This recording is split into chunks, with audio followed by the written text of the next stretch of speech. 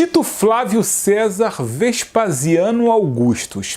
Ele foi o general romano responsável pela destruição do segundo grande templo de Jerusalém. Ele era filho de Vespasiano. No começo da história, o que aconteceu com eles? Na verdade, Vespasiano, ele era general, ele tinha o seu filho Tito como uma das pessoas que era comandante de uma parte do exército. E eles dois foram levados pelo Império Romano até exatamente Jerusalém. Na verdade, toda Israel. E eles tinham o objetivo de conquistar Israel. Israel, no começo, já tinha sido conquistada, porém, houve uma revolta que acaba trazendo novamente independência àquele pequeno estado nessa época. Se você parar para pensar, né, nessa época o Estado de Israel ele era pequeno, ele tinha sido dominado já pelos gregos, aí eles tiveram esse momento de transição entre gregos e romanos, eles conseguem ser independentes e Vespasianos e o seu filho Tito são responsáveis agora por acabar com essa revolta e reconquistar toda a terra de Israel. Em Roma havia uma grande disputa entre as pessoas quem será o imperador. Até esse momento a casa dos imperadores estava ligado a uma determinada família, só que isso vai acabar mudando. E com essa mudança, o que acontece? O pai de Tito vai se tornar o próximo imperador. Então ele sai da região onde ele está e ele volta para Roma e agora ele proclama que o seu filho é general e ele dá para ele a ordem, a conquista de Israel.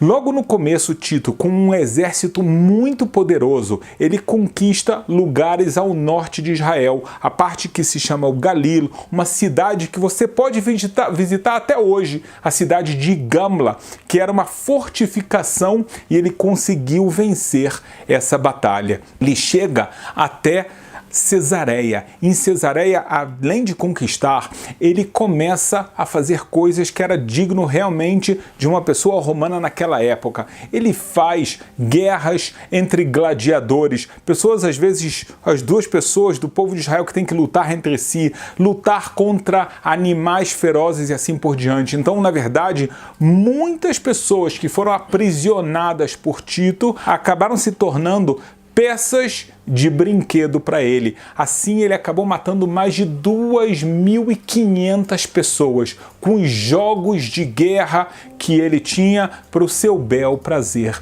Só que ele queria, porque queria destruir Jerusalém e também o grande templo que lá estava. E aqui a gente vai ter uma história fascinante que eu vou chegar nela daqui a pouco. E acontece o seguinte, a primeira coisa que Tito faz, ele faz um cerco a Jerusalém. Esse cerco, na verdade, o pai dele já tinha começado, ele falou, pode ser que a gente nem vai precisar guerrear. Sabe por quê? Porque havia uma guerra civil entre os próprios judeus. Havia um desentendimento qual deveria ser o comportamento deles. Será que eles têm que fazer paz com os romanos ou será que eles devem somente lutar? Os sábios de Israel falaram, Deus não está com a gente.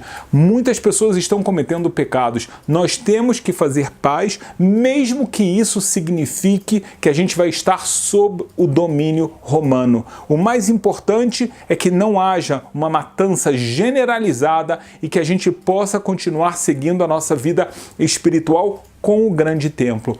Porém, havia homens muito fortes e decididos que eles falaram de forma alguma, nós nunca vamos nos humilhar, nós não seremos servos de Tito ou do Império Romano. Então eles decidem guerrear, só que antes disso, então eles estão guerreando entre si. O pai Vespasiano fala, eu acho que essa guerra vai ser ganha sem a gente mexer um pauzinho. Só que como isso acabou não acontecendo, então Tito ele faz esse cerco ficar mais sério e ele mesmo participa da batalha. Ele, como nós vimos, ele é uma pessoa muito cruel e ele era um atirador exímio. Então ele pegava o arco e flecha e ele conseguia de fora das muralhas matar pessoas que estão lá dentro com flechas certeiras. Até que chegou o momento, o dia 9 do mês hebraico de Av, ele consegue destruir todas as muralhas, chegar ao grande templo e colocar fogo no grande templo de Jerusalém. Veja bem, um momento histórico, nós não estamos falando do primeiro templo construído pelo rei Salomão, nós estamos falando do segundo templo, construído por Esdras e Neemias, esses dois que trouxeram parte do povo da Babilônia de volta para Israel, construíram um templo que está escrito que ele era muito bonito, ele era realmente esplendoroso, não desde o começo, ele passou por uma reforma, mas Tito não tem interesse nenhum em guardar isso. E você sabe o que ele fez? Ele traz uma prostituta para dentro do templo de Deus. Ele pega um rolo da Torá, coloca no chão e lá ele comete o seu pecado. Ele pega a sua espada e ele rasga a cortina que separava o sagrado da parte que se chama o sagrado dos sagrados. E acontece um milagre. Sai sangue dessa cortina. Nesse momento ele fala: eu acabei de matar o Deus de Israel. Eu sou a pessoa mais poderosa. Então ele chama os seus soldados, eles invadem, a gente viu que mais tarde eles vão queimar tudo que tem por lá, mas antes ele vai pegar os despojos de guerra. Ele vai pegar dois tipos de despojos. Por um lado, ele vai pegar os materiais preciosos, todos aqueles instrumentos, todos aqueles objetos sagrados do grande templo. O mais famoso dele que ele pegou foi o candelabro, a menorá. Por outro lado, sabe o que ele fez também? Ele aprisionou 780 judeus fortes e bonitos para levar até Roma para fazer um desfile sobre a sua grande vitória. E o que acontece nesse momento é que o seu pai vem a falecer e ele é declarado agora o imperador do Império Romano. Então ele vai voltar nesse momento de Jerusalém para Roma, mas ele vai levar todos os objetos da sua vitória, sejam os seres humanos, sejam todos os instrumentos que estavam no grande templo. E o que acontece? Quando ele sobe no barco, ele coloca tudo isso que ele tinha roubado de Jerusalém, claro que eram vários barcos, mas no barco dele ele colocou o que havia de mais precioso. Assim que eles saem de Israel, eles são atormentados por ondas gigantescas. E Tito entende, isso é o Deus dos judeus. Ele está querendo fazer uma vingança, mas ele não é forte o suficiente para me vencer em terra. Então ele está fazendo como ele fez com o faraó e os egípcios, ele quer me matar no mar. Então o que acontece? Ele fala: Deus, você é realmente forte, lute comigo em terra. Ele desafia Deus nessa luta, inacreditável. Diz a tradição que Deus, nesse momento, ele manda uma mensagem para Tito dessa forma, falando: saiba que eu não somente sou mais forte, a minha criatura menor é mais forte do que você. Eu criei um mosquito, vamos ver se você consegue ganhar dele. E o que acontece é que assim que Tito chega a Roma, nesse momento o mar já estava calmo, ele chega lá e a primeira coisa que acontece é que o mosquito entra pela sua narina e ele entra dentro da cabeça de Tito. E a partir desse momento ele não tem mais sossego.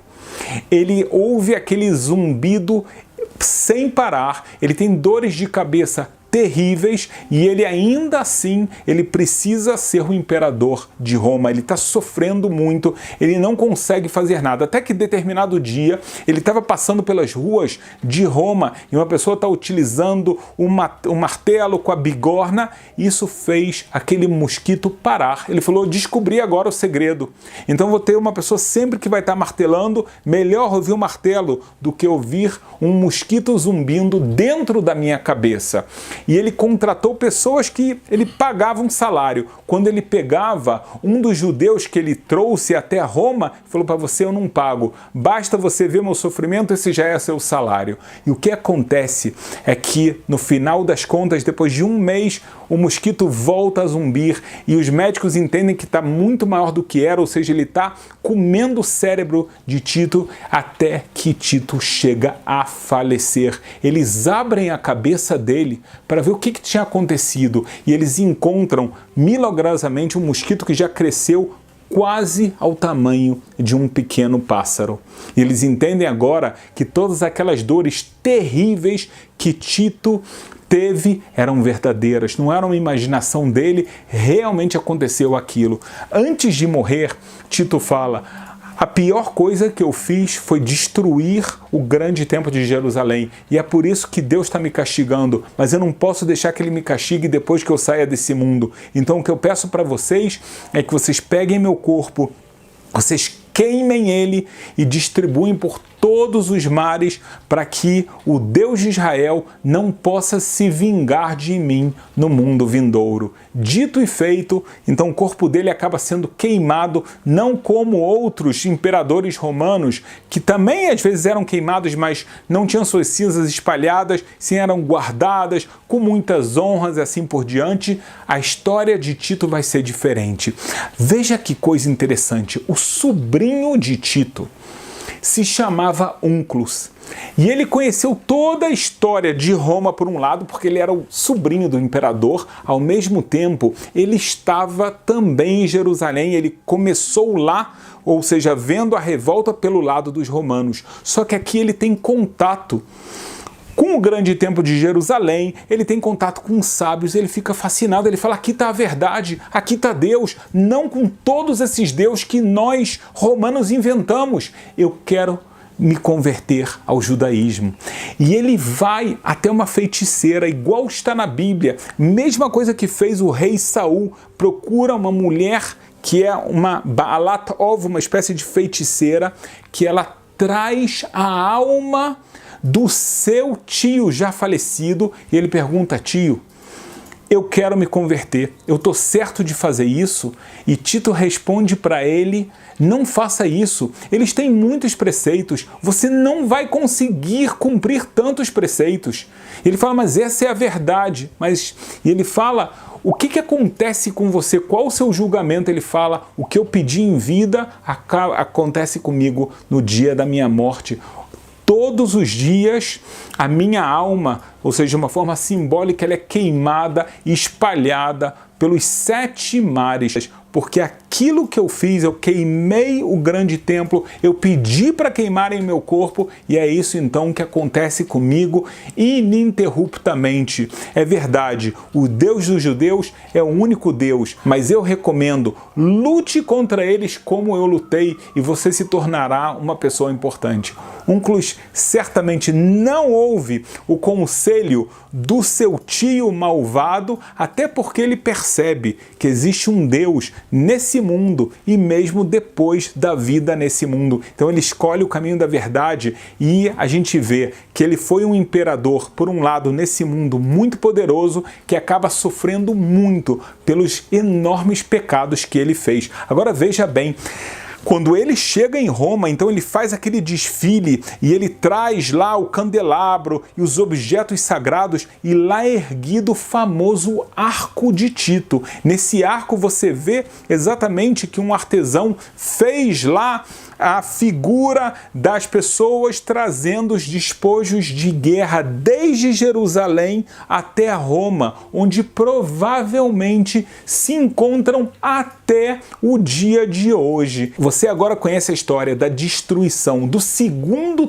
Templo de Jerusalém, o responsável nesse mundo por isso que foi Tito e tudo que ele roubou de Jerusalém e que provavelmente, como nós falamos, continua em algum lugar em Roma.